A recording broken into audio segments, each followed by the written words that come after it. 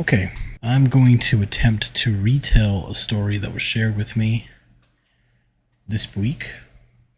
I did not ask if they wanted to remain anonymous or not, so I'm just going to change the name for the hell of it. Let's call him Melissa. Okay, that's what we're going with. So Melissa submitted this story.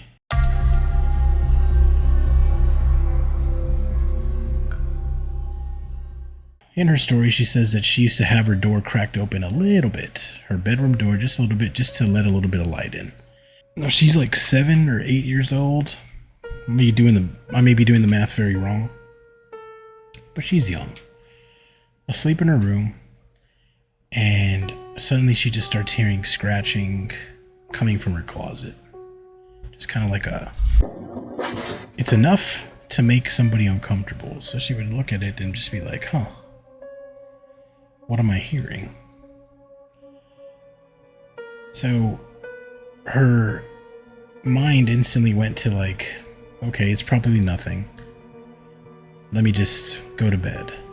But she was trying to find a logical reason for the noise. So she would look at her closet in the morning after she had fallen asleep to see if there was anything that had fallen, if there was any type of like wires that may have been rubbing on the door, some sort of movement that indicated there was something that caused that noise.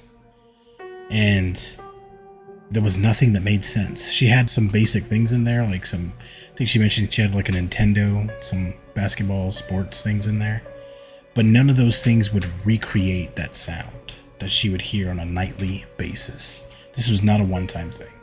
She would hear this damn near every night for years. Okay. So that's what it got to a point where she just kind of got used to it, and she would just sleep, and she said, I don't know what this noise is, but it's clearly something that is in this house. Now, she decides to be vocal about it to her parents and says, hey, there's like a weird scratching sound in my room, and it comes from the closet, and I don't know why, but it happens all the time, and there's no rodents, there's no signs of anything, there's nothing in there that should be making this noise. It sounds like scratching on the door, almost like if someone's scratching at the door trying to get out. Creepy, right? So she brings it up to her parents' attention. Her father was a bit skeptical, so I believe he probably downplayed it, and I believe her mom was also skeptical for the moment. So again, years go by and she's kind of living with this thing. I don't know if she brought it up to her sister. It may have been her sister that brought it up to her. They mentioned that before she was sleeping in this room, her older sister was sleeping in this room. And she was sleeping in there for years, but I believe she said that her sister was 8 years older than her. So kind of went through the same thing through her childhood. But there's an interesting little twist in this story here. So her sister, when she was living in this room, she had an imaginary friend. The little girl's name was Sally. So her sister used to play with a little girl named Sally around the house, and it was just taken as she has an imaginary friend, nothing to be concerned about. And there was some moments where she'd be swinging on a swing set in the back, and the swing next to her would be swinging as well, with no wind, no breeze, no reason for the swing to be moving. Pretty strange activity. But there was an interesting detail about Sally.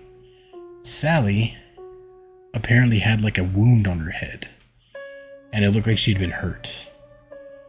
So fast forward to the future, and I'm not sure where Melissa was on this evening.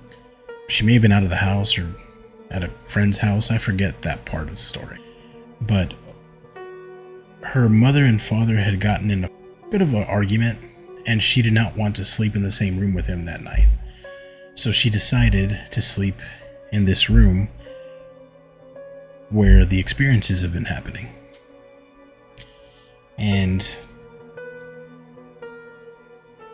right on cue, she experienced the same thing, scratching in this closet. Her mother experiences.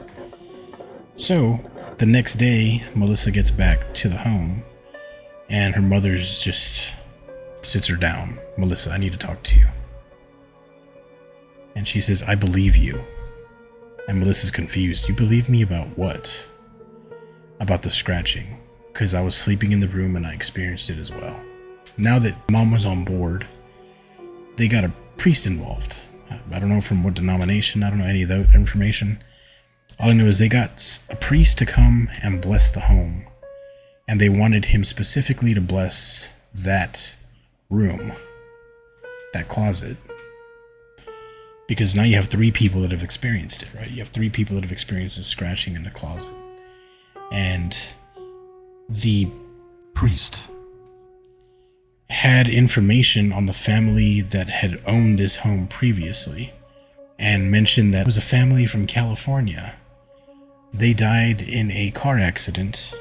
Their daughter, Sally, was actually tossed from the car in the accident and unfortunately passed away apart from her parents. So it's quite possible Sally is trapped searching for her parents at night. At this point, I'm going to be honest with you.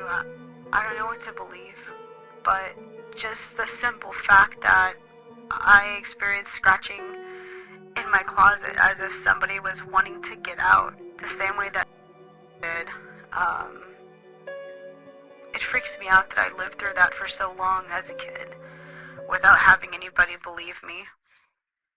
But hopefully you do.